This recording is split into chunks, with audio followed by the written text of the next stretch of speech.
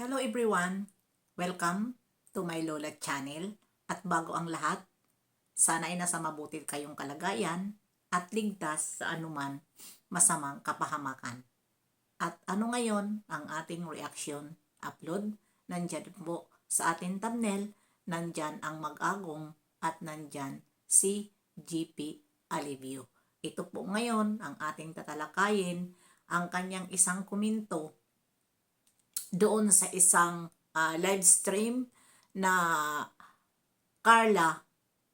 si Bibi Carla ang topic. At ito si GP Alivio at pumasok at ito ang kanyang komento at hindi na natin babasahin dahil nandyan naman sa akin is screen. At ito po ay nareaksyonan na po ito sa lahat ng mga reactor, iilan na mga reactor, lalong-lalo na si Sir July. At ako naman ay magre-reaction din ako ayon sa aking opinion dito kay GP Alivio. Shout out dyan sa'yo, GP Alivio. Bakit ganyan ang aking title at nasabi sa'yo na ikaw ay plastic? Yun po naman sa akin paningin na ikaw ay isang plastic kasi, di ba, nandyan ka sa diet at kung mayroon mga event, kasama ka ni Kuya Bal, lalong-lalo na event ng Bibi Carla at nag-uusap kayo ni Jomar.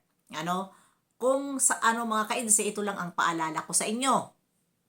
Kung ito man po ay biro lang ni Alivio. Kasi yan ang alibay. O baka ito si Alivio ay pumasok sa isang live stream ay lasing. Kasi alam naman natin, minsan nagla-live yan, lasing. Diba? Kaya siguro kung nakita niya, yan ang kanyang nakomento. At hindi tayo sure, At tayo naman mga kaidsi rin, kung mabasman si GP Alivio, dahil alam ko na sinusuportahan ito ng mga kabibibiyanse, ay wag po tayo magbitiw ng masamang salita dahil deserve niya. Dahil hindi naman talaga maganda. Dahil kung kayo rin, may makakita kayo na ganun din ang gagawin. Halimbawa ngayon, ang iba dyan na Bibi Carla, pumasok sa live stream, bibibyan si ang topic, tapos basta-basta na lang doon papasok. Ano ang nasa isip nyo? Di ba, masasaktan din kayo. Kaya, yan po ako sa'yo, GP, na kung biro man yun, hindi magandang biro yun. Dahil, alam mo naman, may mga reactor at ang mga fans ay talagang mababas ka. At wag po tayo mag-comment ng ganyang comment. Lalong-lalo na, nandyan ka sa diet at talagang mababas tayo. Diba? Kaya, iwasan po. Lalo na ikaw ay nandyan ka kay Kuya Bal, kasama-sama ka. Bakit nasabi mo yan? Kahit biro ba yan? Dahil si Kuya Bal po, lahat po ng mga angel, hindi po niya gusto na mabas yan. At hindi rin gusto ni Kalinga Prab na lahat ng mga beneficiary niya ay hindi mo mahalin. Pilit ni Kalinga Prab na itong dalawa, na hindi magka-alitan. Dahil alam naman natin na ito si Bibi Beyonce at Carla ay magkaibigan. Diba? Magkaibigan. Tapos ikaw naman, magko-comment ka ng ganyan, umpisa yan dahil hindi palulugi ang mga supporters ng Carla na hindi ka ibas. Kung ayaw mo dito kay Bibi Carla, ay wag mong ipakita na ganun ka. At wag kang mangialam na papasok ka doon sa isang live stream na ang topic ay Carla, kung ayaw mo naman. Dahil kung ikaw ngayon pumasok, halimbawa ngayon ako pumasok, to sabihin ko ay ayaw ko dyan sa mga idsi. Siyempre, ang mga kabibibiyanse ay magagalit sa akin. 'Di ba kahit biro ko lang 'yan, lalong-lalo na wala kang nilagay na joke lang. Ano, dapat nagpahabol ka, it's a joke. 'Di ba? Para hindi ka mabas. Tapos ngayon, may nasasabi ka pa, marami kang basher, sasabihin mo pa, sobra, nag-alma. Sino ba naman ang hindi maaalma? Ano, dyan sa, sinasabi mong joke mo daw, pero wala ka namang sinabing joke. Di ba? Kaya, yan, kung mabas ka man ng mga supporters ng Bibi Carla, ay kasalanan mo yon. Dahil ikaw ang gumawa ng ikababas mo sa sarili mo. Lalong-lalo na, sinusuportahan ka naman nila. Tingnan mo naman kapag ikaw ay nagtatabnil na Carla. Ang laki din ng views mo. Sinusuportahan ka dahil alam nila nandyan ka sa dait at alam nila na wala kang kinikilingan. Kahit ba nasakay Kalingap Edo ka. Dahil ikaw naman ngayon ang bodyguard ni Ika nga, sabi mo, nagbiro ka din na ikaw na ang founder. Di ba? Na ikaw na ang founder. Tapos hindi ka pa tumatawa. Siyempre, di ba?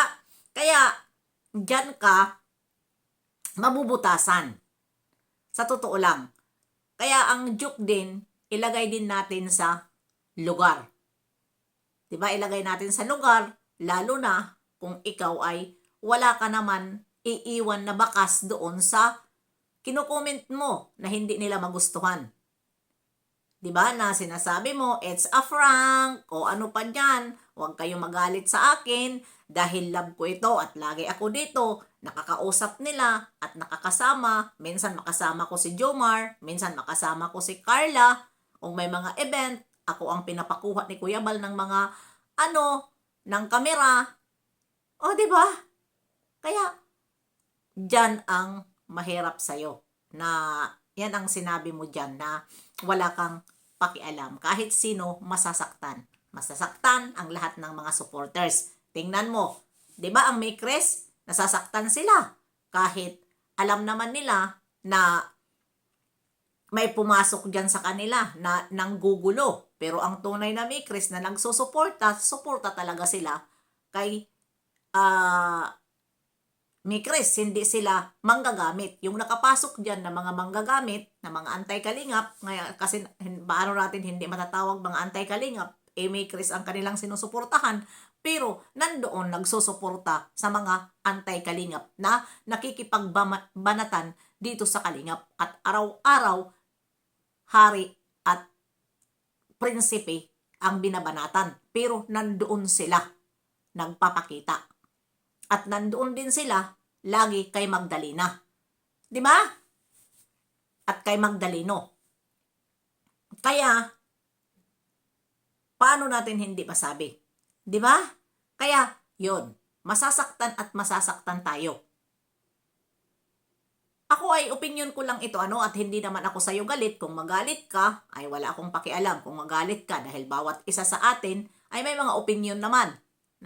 Basta ako, wala akong galit sa'yo, magre-reaction lang ako sa opinion ko at nararamdaman ko na para sa akin, hindi maganda yan. Dahil, dyan sa sinabi mo. At isa pa, plastic ka. Diba? Yun lang naman, plastic ka. Baka magalit ka dito sa sinasabi ko na plastic ka. Ako ay, totoo lang ang sasabihin ko, hindi na ako magpatumpi-tumpi pa. Plastic, dahil nandyan ka, nakikipag-usap ka kay Jomar, kapag may event kasama ka, inaano mo si Bibi Carla, minsan sinasabihan mo ay maganda yan si Bibi Carla. Kaya, natawag kita, plastic. Kaya kasi, ano ang tawag sa mga taong ganyan? Diba, plastic? Maganda lang pala sa harap-harapan, pero pag sa talikuran pala, ay ganon. Paano na lang? Malaman niya ni Bibi Carla, malaman niya ni Jomar, nandyan kayo sa dait. Di mawawalan yung dalawa sa'yo ng tiwala. Dahil ganun ka pala, hindi mo pala sila gusto. Kundi, bibibiyansi ka lang, idsi ka lang. Huwag ganun. Kung sinusuportahan man tayo, ng Bibi Beyonce, mga supporters, ay maging fair tayo. Ako Bibi Beyonce din ako. Kapag mayroon, bumabanat din ako pag hindi ko nagugustuhan ang mga below the belt na mga kino-comment nila. 'Di ba? Kaya wag tayo dito kumampi. Ako kung mayroon akong isa lang ako reaktor, kung mayroon akong binabanatan, doon lang ako sa banatan namin, reaktor or mga nagko-comment. Pero idadamay natin dito ang pangalan nila na sasabihin mo na sa inyo na basta ako ay hindi na yan maganda na comment. 'Di ba? Kaya yun lang ang aking opinion sa iyo. Bahala ka na kung ikaw ay hindi mo magustuhan ang aking opinion, basta ako ay hindi ako nagpapatumpi-tumpi kung ano man ang aking sinasabi. Dahil yun po ang aking nararamdaman na plastic ka or nakainom ka lang. Kasi minsan humaharap ka sa kamera na nakainom kaya nasabi ko ito. 'Di ba? Kaya yun lang ang aking masasabi. Pwede mo naman sagutin dahil dito lang naman tayo sa issue. Kung about dyan sa pag-inom, ay hindi naman talaga, yan sa'yo. Hindi luma at minsan nakikita natin. At dyan sa mga joke-joke mo, minsan over. Hindi ko rin nagugustuhan dahil minsan over ka din sa joke. Kaya yan, bye-bye, see you!